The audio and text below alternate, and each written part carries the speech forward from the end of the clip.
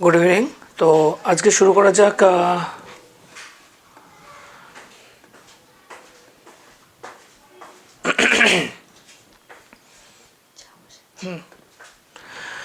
Good evening. तो आज के शुरू करছি কয়েকটা অঙ্ক আছে এখানে যেগুলো এসএসসি জিডির জন্য খুবই ইম্পর্টেন্ট এবং এসএসসি জিডিতে এই প্যাটার্নের ম্যাথই আসে এবং তার জন্য তোমাদেরকে মেন ব্যাপার হচ্ছে যেটা যে টাইম ম্যানেজমেন্ট করতে হবে, কত কম সময়ে কত ভালো অ্যান্সার করতে পারো সেটা একটা মেন ব্যাপার। তো দেখো অঙ্কগুলোকে কীভাবে করতে হয়, সলিউশন কীভাবে করতে হয়। কী অঙ্ক আছে দেখো, বলা আছে বার্ষিক 2.5% সরল সুদে 8 বছরে কোনো আসলের সুদ আসল 364.80 টাকা হবে। মানে আমাকে কী বার করতে হবে, আসল বার করতে হবে, তাই তো। কীভাবে করবো দেখো, এই সমস্ত অঙ্কের ক্ষেত্রে এক্স ওয়াই বা ফর্মুলা ইউজ আমি করবোই না। আমার সুদের হার কত দেওয়া আছে দেখো 2.5, কত বছরের, 8 বছরের। তাহলে আমি প্রতি বছর যদি 2.5 বা 2.5 টাকা করে সুদ পাই, 8 বছরে কত পাবো হিসাব করলে দেখাবে। দেখো 2.5 গুণ 8 ইকুয়াল টু হচ্ছে 20 রুপিস।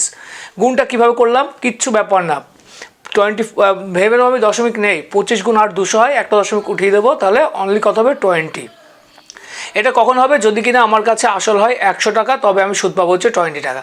তাহলে আমার সুদ আসল কত হবে, এই সুদ আর আসল মিলিয়ে আমার কত আসবে 120 রুপিস আসবে। ঠিক আছে, এইটা হচ্ছে কি প্রিন্সিপাল প্লাস ইন্টারেস্ট। এইবার কিন্তু আমাকে সুদ আসল কত বলা হচ্ছে 364.80, তার মানে 120 যেটা আছে 120 তার ভ্যালু কার সাথে সমান 364.80 সঙ্গে সমান। কার ভ্যালু বার করবো আমি আসল ধরেছিলাম কত 100, তাহলে আমি 100 ভ্যালুটাকে কত সেটা বার করতে পারলেই আমার প্রিন্সিপাল বেরিয়ে যাবে। আমি কি বলেছিলাম একটু মনে করে দেখবে পরীক্ষা মানে ক্লাসে, যে যেটা বার করতে হবে তাকে কোথায় রাখতে হয়, উপরে রাখতে হয়। ঠিক আছে, আর যেটা দেওয়া আছে সেটাকে নিচে রাখতে হয়। তাহলে আমি কি করব, আমার সুদ আসলের পরিমাণ আছে 364.80, এর সঙ্গে আমি গুণ করব কাকে, 100কে, যেটা আমি বের করতে থাকবো, আর নিচে কি দেওয়া আছে 120 ভ্যালু দেওয়া আছে। এবার ক্যালকুলেশনটা একদম সোজা। ক্যালকুলেশনটা কীভাবে ইজি করবো দেখো, একদম জলের মতো সোজা হবে।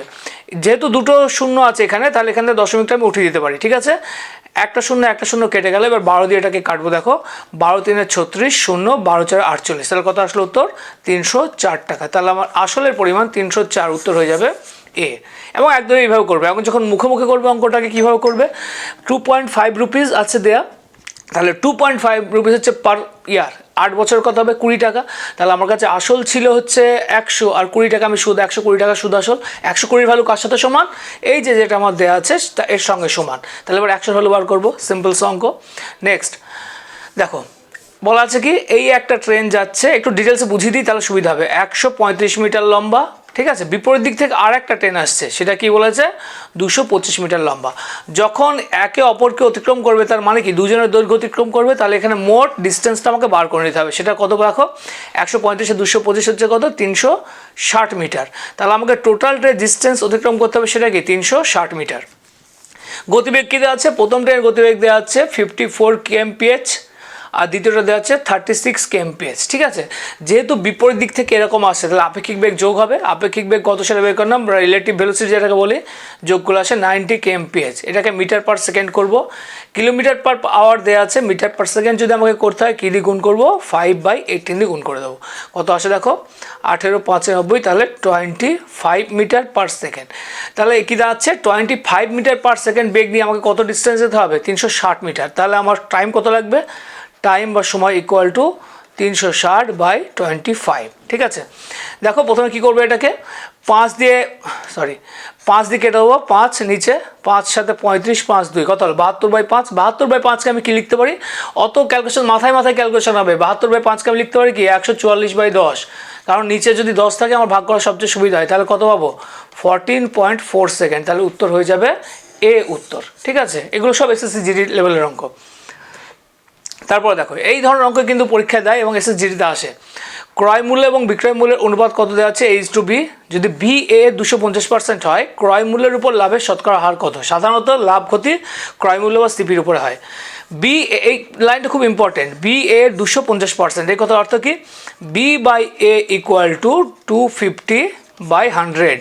এর মানে কি বোঝাচ্ছে যে এ যদি 100 হয়, বি হবে 250। ঠিক আছে, তার মানে ক্রয় মূল্য বা সিপি যদি এ হয়, তাহলে এ যদি 100 হয়, বিক্রয় মূল্য বা এসপি হয়ে যাবে হচ্ছে 250।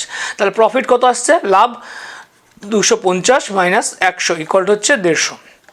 এই যে 150 প্রফিটটা আসছে কার উপরে আসছে, আমার যেটা ক্রয় মূল্য ছিল 100 তার উপরে আসছে। তাহলে আমার লাভের হার কত হবে 150/100। 100 দিয়ে ভাগ করা মানে কি, সেটাই 150%, 150%। এগুলো জাস্ট লিখে দিলাম, কিন্তু লেখার কোনো দরকারই নেই, ঠিক আছে। তাহলে উত্তর হয়ে যাবে ডি, 150%। নেক্সট অঙ্ক চলে আসি, দারুণ অঙ্ক এটা একটা, আমার খুব পছন্দের একটা অঙ্ক। দেখো এই ধরনের অঙ্কগুলোকে, এই ধরনের অঙ্ক কখনো XY ধরে করতে নেই, কীভাবে করতে হয় দেখিয়ে দিচ্ছি।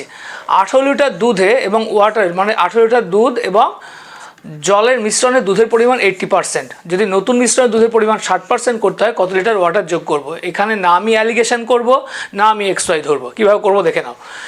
প্রথমে কি করব, যে দুধের পরিমাণ, যে দুধ বা মিল্কের পরিমাণ যেটা আছে, সেই মিল্কের পরিমাণটা আমি লিখে নিই একটু। হ্যাঁ, আগে কত ছিল, এটা হচ্ছে বিফোর, এটা হচ্ছে কত আফটার। বিফোর ছিল হচ্ছে 80%, 80%, এখন কত হতে হবে বলেছে 60% হতে হবে, তাহলে 60% লিখে নিলাম। যদি অনুপাত বার করি, দেখো 0% 0% কেটে গেল, এটা 2 দিয়ে কাটলে আসবে 4:3। তাহলে এদের যে অনুপাত, মিল্কের যে অনুপাত 4:3। মিল্কের অনুপাত যে হবে মিক্সচারের অনুপাত হচ্ছে তার ঠিক ব্যস্তানুপাত, মানে ঠিক এরকম 3:4। মিক্সচার কত হবে, তাহলে 3:4। তাহলে আগে যদি মিক্সচার 3 হয়, 3 থাকে, এখন কত হতে হবে 4 হতে হবে। কেন হবে, কেন আমি জল মিশিয়েছি তাই হবে। এবার দেখো, আগে দুধের পরিমাণ কত বলা ছিল মিক্সচারে, 18 লিটার বলা ছিল। 18 লিটার দুধ এবং ওয়াটারের একটা মিশ্রণ, তাহলে 3-এর ভ্যালু কার সাথে সমান, 18 লিটার। তাহলে 1 মানে কত, 1 মানে হচ্ছে 6 লিটার, ঠিক আছে। তাহলে 4 মানে কত হবে, 4 মানে 24 লিটার, 24 লিটার। তাহলে আগে যদি মিশ্রণের পরিমাণ 18 লিটার হয়, এখন মিশ্রণ কত 24 লিটার। তাহলে বাকি এসছে কোত্থেকে, নিশ্চয়ই আমি কিছু মিশিয়েছি। আর আমি যেটা মিশিয়েছি সেটা কি, কোশ্চেনে বলেই দিয়েছে মিশিয়েছি জল।